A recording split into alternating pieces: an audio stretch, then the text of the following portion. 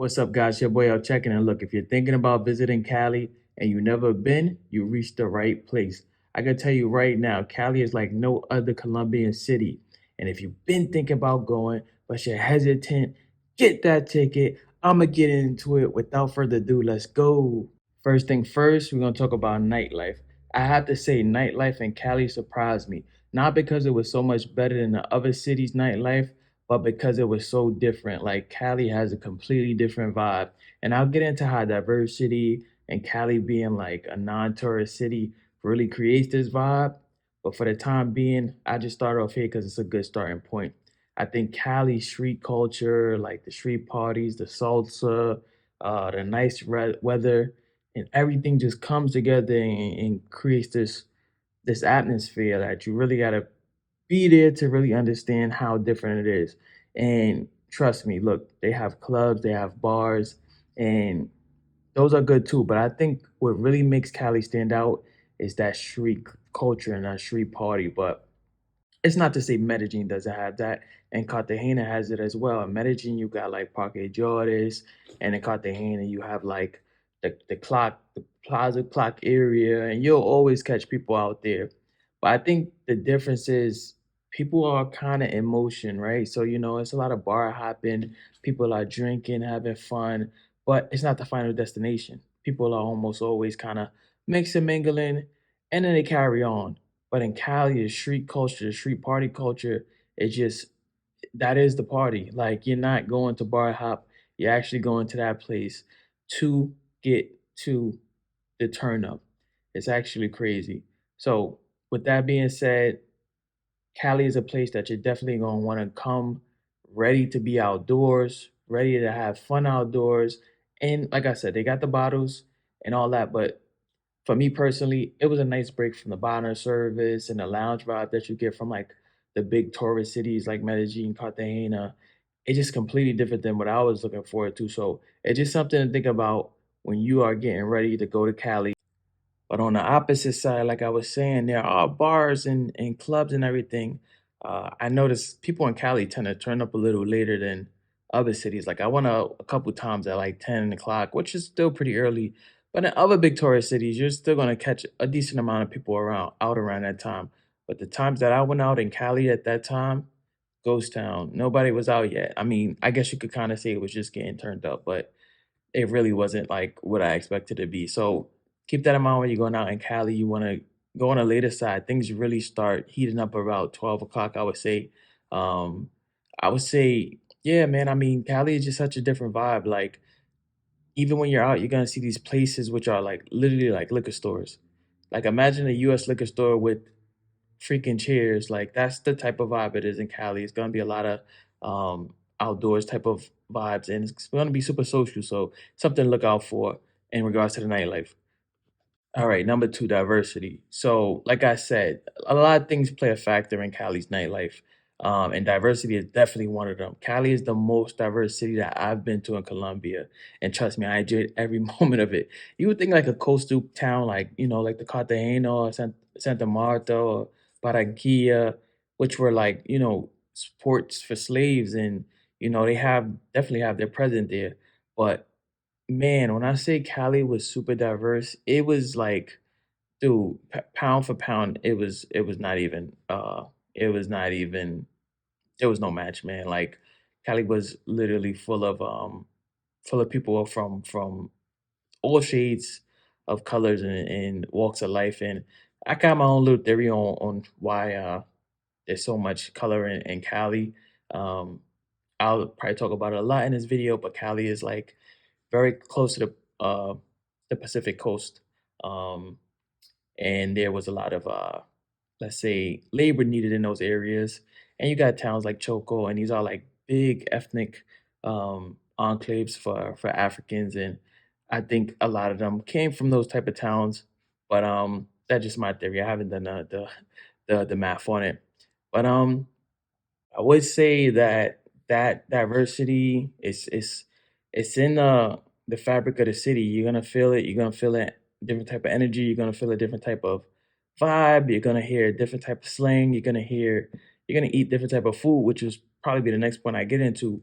But if you are somebody looking for diversity, if you are someone who's kind of like, you like to travel and you like to see people that look like you, if you look like me, you want to make sure they look like you, yeah, Cali, you won't want to add that on your Colombia list if you want to do that. But yeah, number three, let's get into it. The food in Cali, man. Look, I know Colombia gets a bad rap with food. We've talked about this in the past. We talked about this in my Medellin videos.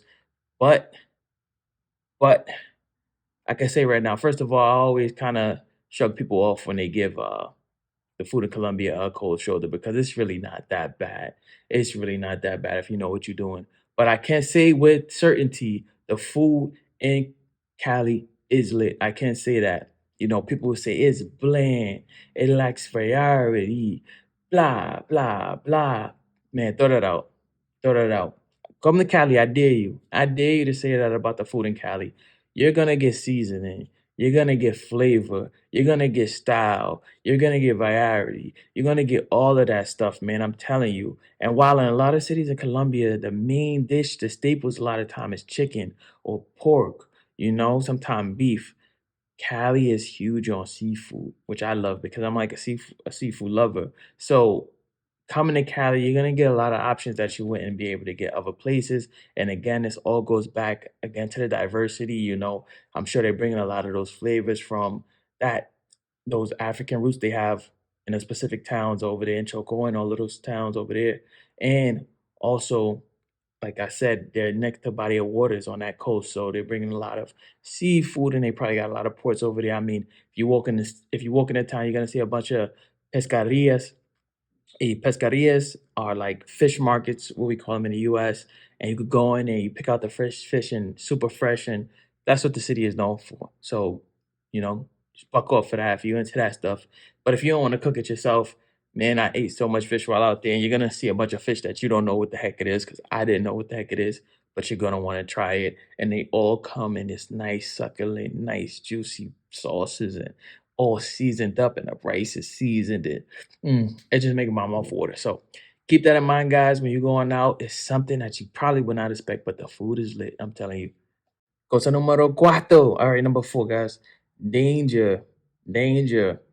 All right, cool. Let's get into this because I mean, I hate to be the one that goes after that stereotype. Oh, it's dangerous. It's dangerous. But I wouldn't be doing you guys justice if I just said it's all good. I walked through uh Cali like I was untouchable. Of course not. And there's like a little factor in there that made Cali a little different. It's gonna make it a little different, a little difficult for probably all of you guys to navigate. So it's interesting because Cali is a non-tourist city, and I get more into that in a bit. But because it's a non-tourist city, there's less pointed out spots for tourists. Like if you're in Medellin and you go to Parque Juarez, you're gonna have some comfort. You're gonna be like, all right, this is cool. I feel kind of good. I could probably might bust a little chain out. I might bring my nice shirt out. Might bring my nice shoes out. And Cali is a little different because it's not so tourist focused. So you don't know what areas that you could do this kind of stuff. And I think in other places that are like really kind of the epicenters of tourism in Colombia, the spots where people tell you, no, you don't have to worry. If you come to 42nd Street in New York City, you don't have to worry. Yeah, you can go to Brooklyn, Brownsville or something, you probably should tuck your chain in. But the thing is, it's a non-touristy city, so it's kind of hard to point out those areas. For example, though, just something off the top of my mind. So you guys seen that video I did in La Galeria de Alameda, which was like the market, the full marketplace where I had that fish. Bring up that fish again, where I had that fish. I'm walking around the neighborhood, I'm recording, I'm thinking things is good, and multiple people kept telling me, "What are you doing? ¿Qué tú estás haciendo? Like, what are you doing with that camera out? It's dangerous." And I felt like I was in a good area. And that market is super popular. So again, it comes down to me thinking, oh, it's a tourist area, but it's not. It's just a well-known market, but that doesn't mean that's a tourist market because there's no tourism like that. So that's just something to think about, guys. You just want to be careful. Um, I always say keep your head on the swivel. I definitely do. And Yeah, that's the dangers, man, and, nightlife and all that, like, even when I went out, you guys seen a dude get slapped in his face and all that, and I just wanna tell you guys, don't try this at home.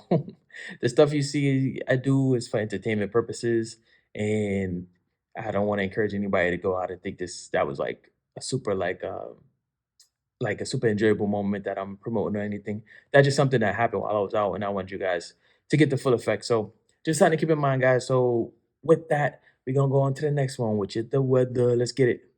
All right, guys. So weather, and that again, it just ties into it. I think we're on number five now. Let's just go with number five, weather. So I'm gonna say weather is super, super important in Cali, and it's good to prepare because I've been a lot of places in Cali, but I mean in Colombia, but Cali does it definitely has a distinct weather. So just rule of thumb, Medellin is like eternal summer. Oh, sorry, eternal spring. So it's always gonna hover around 70, and it might touch that 80 at nighttime. It might get a little breezy. Cartagena is just hot and rainy sometimes. It's very tropical-ish. Bogota is cold, but Cali is hot. Cali is hot. As a former New Yorker who moved to get that tropical weather, I can tell you I love Cali. That's my place. Um, so when a lot of people, if you go around and you ask about Cali and you're in Colombia, it's an 8 out of 10 chance they're gonna tell you Cali is caliente. Cali is caliente. To this day, I don't know if they mean Cali is hot or Cali is dangerous because it could mean either one. But I'm gonna say Cali is hot.